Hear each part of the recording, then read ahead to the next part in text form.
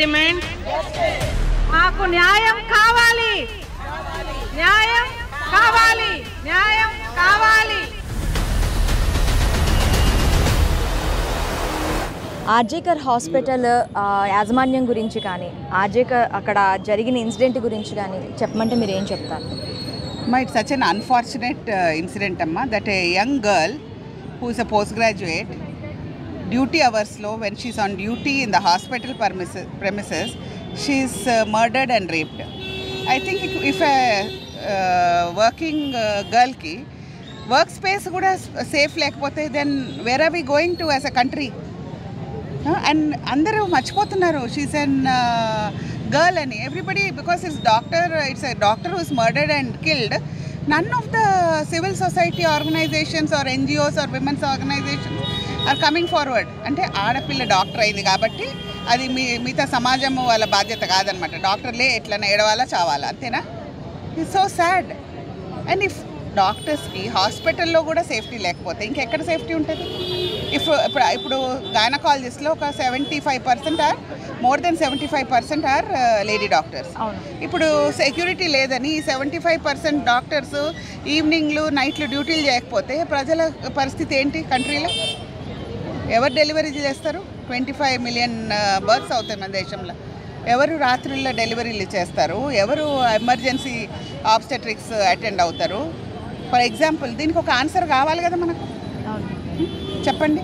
ఇది not only doctors problem కాదు ma'am, ఇది వైలెన్స్ ఉమెన్, టోటల్ ఉమెన్. మనకి ఇప్పుడు దగ్గర 50% ఆఫ్ ఉమెన్ తీసుకుంటే అందులో 20% అంటే 50%లో మనకి maximum 10% of women is working women. So మనకి వర్క్ స్పేస్లోని ఖచ్చితంగా ఒక అబ్యూస్ కానీ ఇలాంటి ఘటనలు కానీ జరగకుండా ఉండాలి అంటే ఫస్ట్ యాజమాన్యాలు ఎటువంటి చర్యలు తీసుకోవాలి అంటారు? అండ్ దెన్ మన ఇప్పుడు గవర్నమెంట్స్ యాజమాన్యాలు ఏదైనా ఇన్స్టిట్యూట్ కానీ ఏదైనా స్టార్ట్ చేస్తున్నప్పుడు, ఆర్గనైజేషన్ స్టార్ట్ చేస్తున్నప్పుడు వాళ్ళకి ఖచ్చితంగా గైడ్ లైన్స్లో ఏమి ఇవ్వాలి అని చెప్పి డిమాండ్ చేస్తున్నారు. వీరందరూ ఒకటి అర్థం చేసుకోవాల్సింది, ఇది not only a violence against doctors, it's a violence against a woman. మేము ఆబ్స్టెట్రిషియన్ గైనకాలజిస్ట్ ధీరా అనే ఇనిషియేటివ్ స్టార్ట్ చేసాం, no to violence against women. ఇప్పుడు మీరు స్టాటిస్టిక్స్ తీసుకుంటే 1 in 3 woman is subjected to violence, be it physical, mental, psychological. అంటే మీ ఇంట్లో, మీ ఇంటి పక్కన, మీ ఇంటి వెనకాల ఎక్కడైనా కూడా ఇది అవుతూ ఉన్నాయి. అంటే పబ్లిక్ మనం అన్ని మ్యూట్ స్పెక్టేటర్స్ లాగా చూస్తూ ఉన్నామా, లేకపోతే ఏమైనా కానీ నాకెందుకు అనుకుంటున్నామా, బయటికి చెప్పడానికి భయపడుతున్నామా? ఇదేమి కొత్త ప్రాబ్లం కాదు, ఇది న్యూక్లియర్ వార్ కాదు, సడన్గా వార్ ఇంటర్ కంట్రీ వార్ కాదు, మిలిటరీ కూప్ కాదు, but it's a silent epidemic. Covid pandemic అన్నారు కదా, ఇది ఈ violence against women is also pandemic at every place, every country.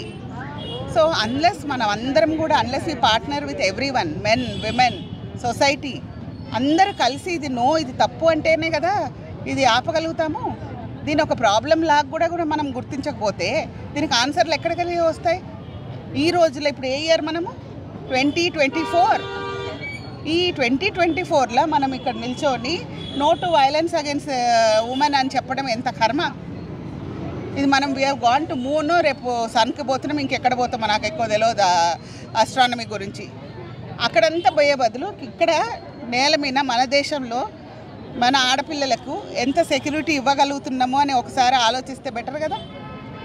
ఇంత జరుగుతున్నా గవర్నమెంట్ కూడా ఒక్క మాట కూడా అబ్జెక్ట్ చేయలేదు, ఇలాంటిది అవ్వటానికి మనము ఆస్కారం లేదు అని దీన్ని ఖండిస్తున్నారా?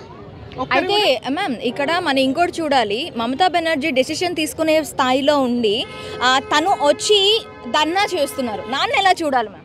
అది మీరు పొలిటీషియన్స్ అడగండి అమ్మా, ఎందుకంటే అందరు పొలిటీషియన్లు ఒక్కరే, మేము పేర్లు పెట్టి ఎవరిని అడగాల్సిన అవసరం, అది వేరే, ఇది పొలిటికల్ ఇష్యూ కాదు. మేము ఆ పార్టీ ఈ పార్టీ అన్న డిఫరెన్సులతోటి ఇక్కడ లేము. మాకు అమ్మాయిలకు సేఫ్టీ, సెక్యూరిటీ కావాలి ఈ దేశంలో. అయితే ఆర్జేకర్ హాస్పిటల్ ప్రిన్సిపల్ కూడా దీనిపైన స్పందించడం జరిగింది. ఎందుకు మీ హాస్పిటల్లో ఇలా జరిగింది, మీ కాలేజ్ పర్మిసెస్లో ఇలా జరిగింది అని అడిగితే అర్ధరాత్రప్పుడు అమ్మాయిని ఎవరు తిరగమన్నారు ఒంటరిగా అని చెప్పి అన్నారు. దాన్ని ఎలా చూడాలి? ఒక యాజమాన్యం మాట్లాడాల్సిన మాటలేనా? యాజమాన్యం దగ్గర నుంచి ప్రత్యేకించి ఎలాంటి డిమాండ్స్ మీకు ఉన్నాయి? యాక్చువల్లీ ఇప్పుడు ఈ పరిస్థితిలో నన్ను అడిగితే ఆ ఒక వ్యక్తిని, ఆ ఒక ప్రిన్సిపల్ని ఓకే, ఇప్పుడు ఎంత సాడ్ స్టేట్ అంటే హైకోర్టు ఆ మనిషిని లీవ్లో వెళ్ళమని చెప్పింది, government health department of Bengal చెప్పలేదు. సో నన్ను అడిగితే యాక్చువల్లీ నేషనల్ మా ఎన్ఎంసీ కూడా ఆయన మెడికల్ రిజిస్ట్రేషన్ తీసేసి డాక్టర్గా ప్రాక్టీస్ చేసే అర్హత నీకు లేదు అని చెప్పి చేస్తేనే, ఐ థింక్ అది కూడా పనిష్మెంట్ కాదు, అది ఒక రకమైన it's an humiliation to the profession. So ఇప్పుడు మేము చెప్పేది ఏంటి, ఇప్పుడు మంచోళ్ళు చెడ్డోళ్ళు అన్ని స్ట్రీమ్స్లో ఉన్నారు. సో ఇక్కడ మీరు గుర్తించాల్సింది ఏమంటే violence against girls and women is something that all of us should condemn అమ్మ. ఆర్జే యూనివర్సిటీ అదే హాస్పిటల్ అండ్ కాలేజ్లో జరిగిన ఇన్సిడెంట్ గురించి చెప్పమంటే మీరు ఏం చెప్తారు? ఒకటి డెఫినెట్గా there are so many things which we are, as it evolves we know that so many things went wrong. First thing is ఒక అమ్మాయి మీద ఆపర్చునిటీ తీసుకొని అప్పటికప్పుడు I don't think it is premeditated.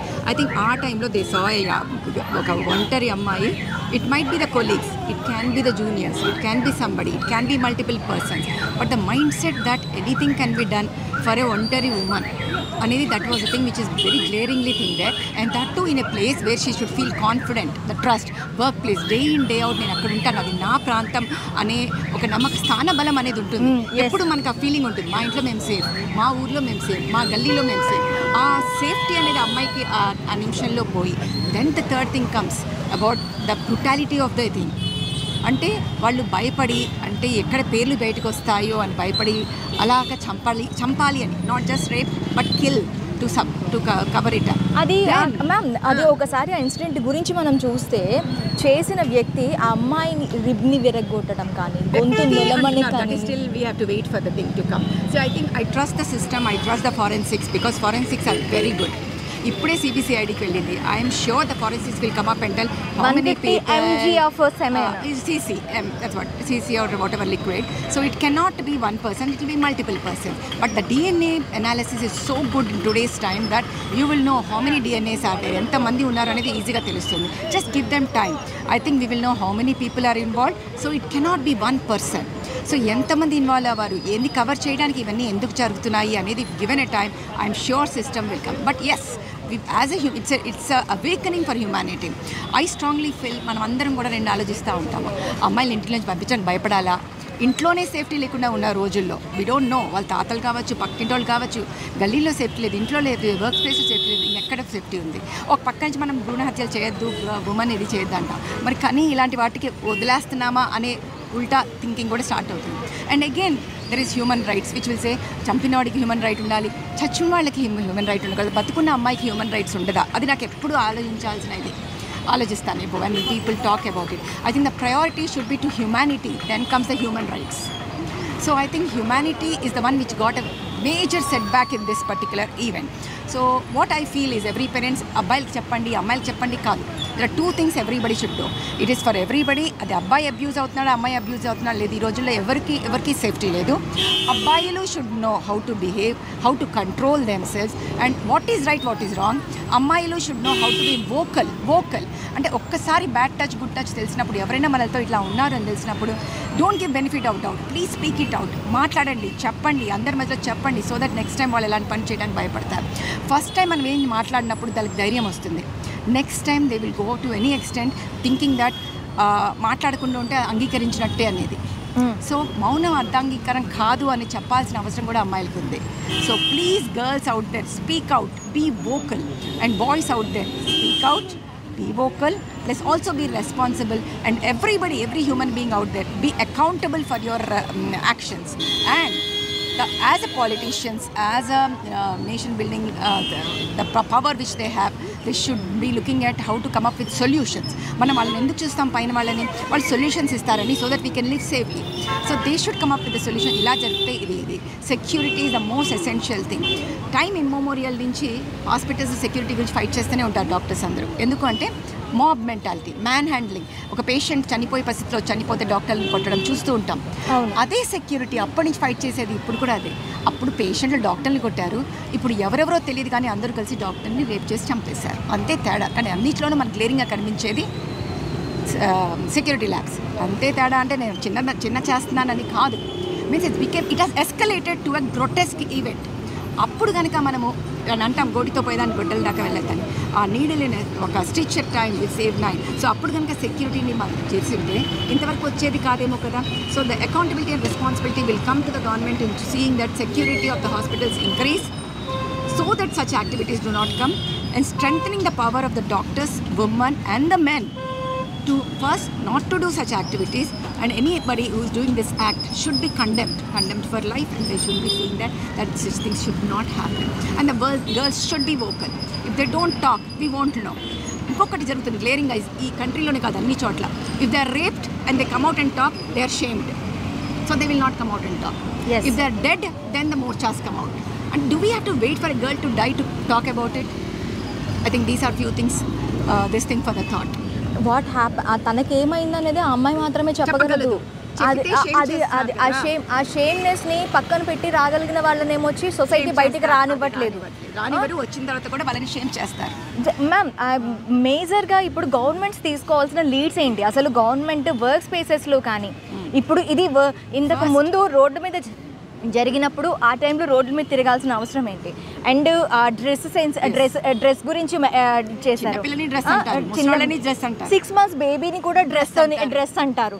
So ఇప్పుడు ఒక వర్క్ ప్లేస్లో ఒక safety, నా స్పేస్ అనే స్పేస్లో ఇదొకటే కాదు. ఇప్పుడు మనం కోల్కతా ఇన్సిడెంటే కాదు, మన రీసెంట్గా ఒక అమ్మాయి కొలీగ్స్తో వెళ్ళి రేప్ కాబట్టి ఫ్రెండ్స్ని నమ్మలేము. తాగితే కంట్రోల్ లేదంటారు, వాటి మీద వేస్తారు.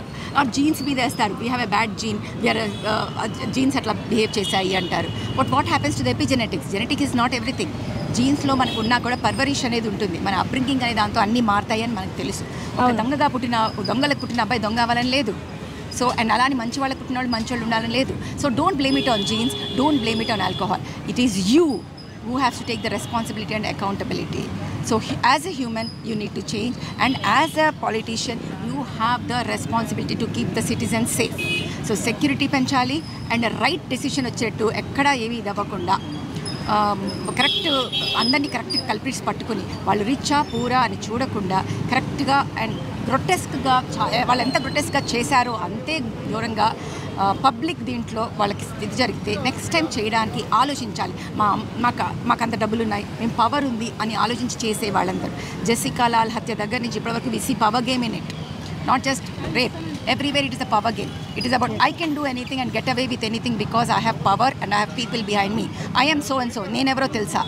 ఇది ఫస్ట్ మనం తగ్గించాలి. ఆ మదం తగ్గిన రోజు people will know that they are also human.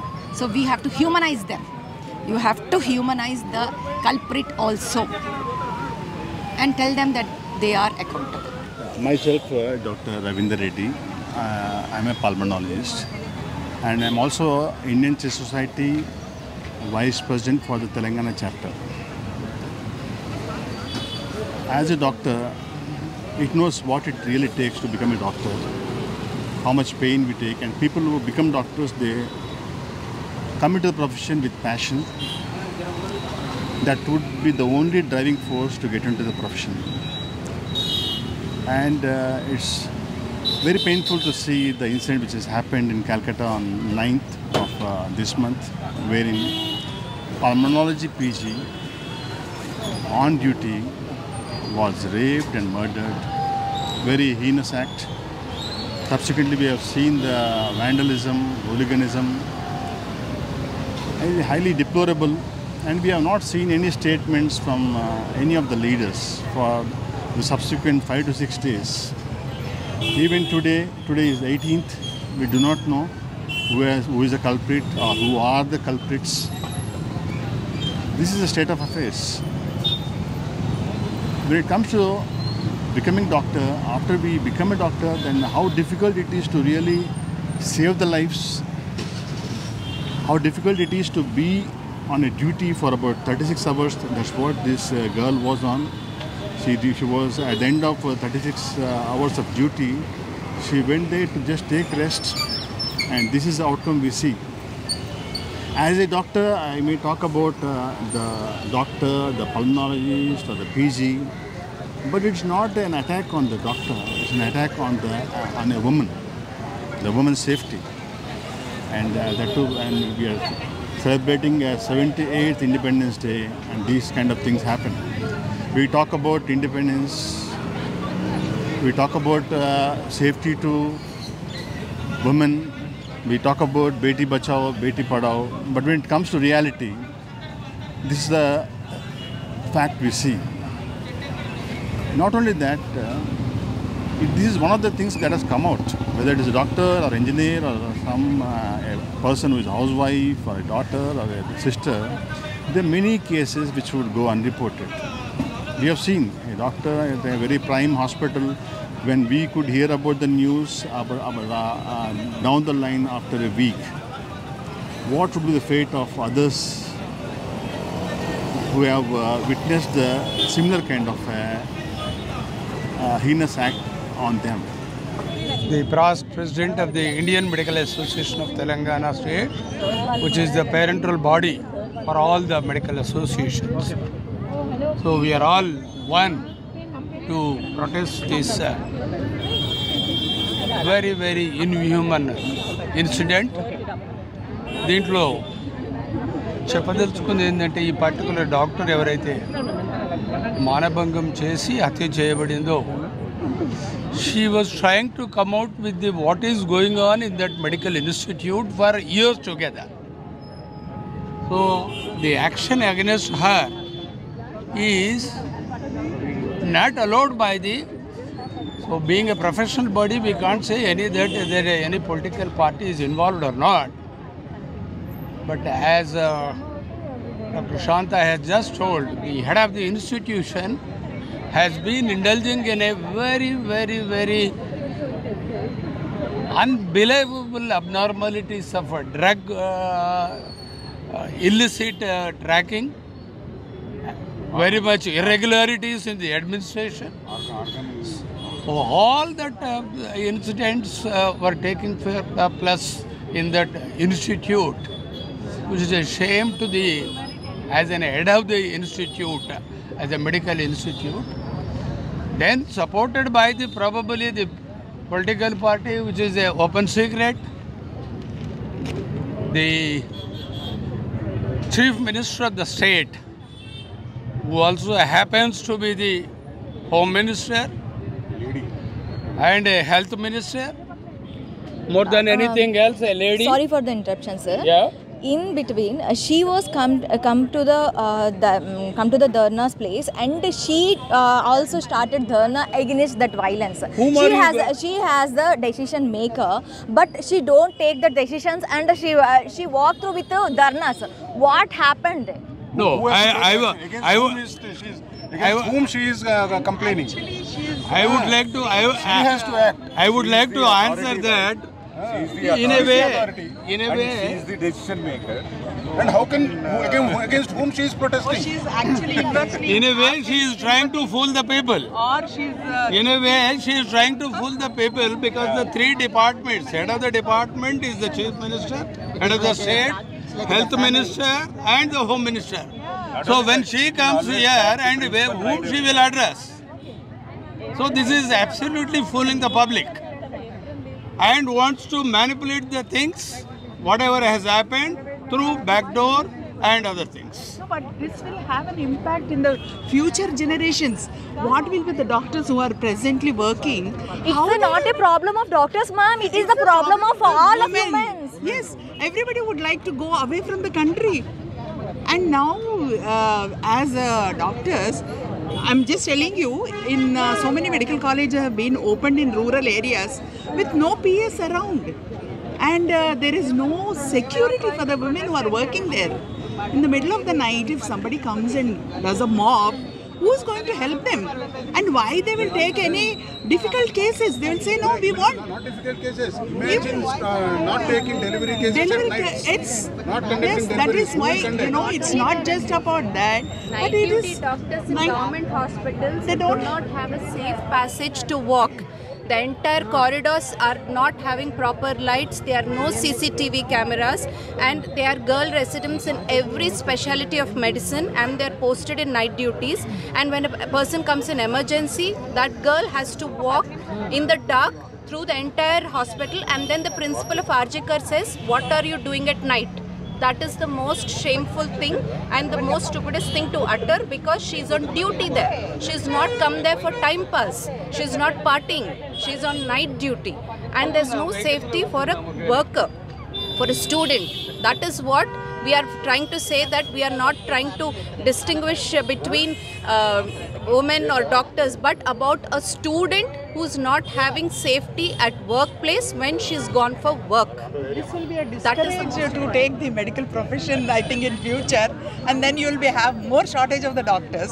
And even if somebody has got through their profession, they'll go back to somewhere else where it is safe and all. You know, you will not. The country will be losing the most specialty health, professionals. So what the government is going to do?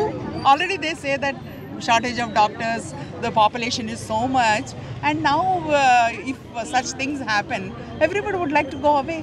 But anyhow, I am reminded of the poem by Gurram Joshua. I think most of you might be knowing Gurram Joshua, the famous Telugu poet. ఇచ్చోటనే లేత వైద్యురాలి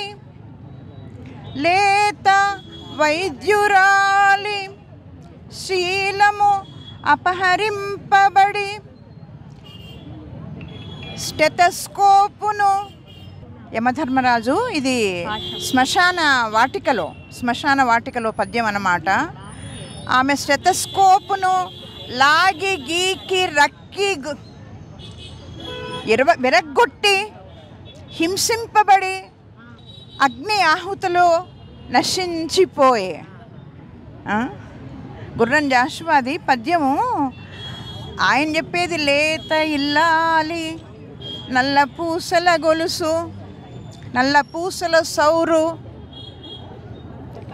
గంగలో కలిసిపోయే. ఇక్కడ మనం అదే అన్వయించుకుని మరి లేత వైద్యురాలు ఆమెను శారీరకంగా విరగ్గొట్టి, బద్దలుగొట్టి, చితగ్గొట్టి, గీకి రక్కి హింసించి చంపితే యమధర్మరాజు అంటాడు, నువ్వు ఇంకా ఈ ప్రదేశంలో ఉండకూడదు, నాతోనే వచ్చేయి, నువ్వు అక్కడే సుఖంగా ఉంటావు, ఈ ప్రదేశము ఆడవాళ్ళకి సురక్షితం కాదు అని చెప్పాడు. అది నేను చెప్పదలుచు.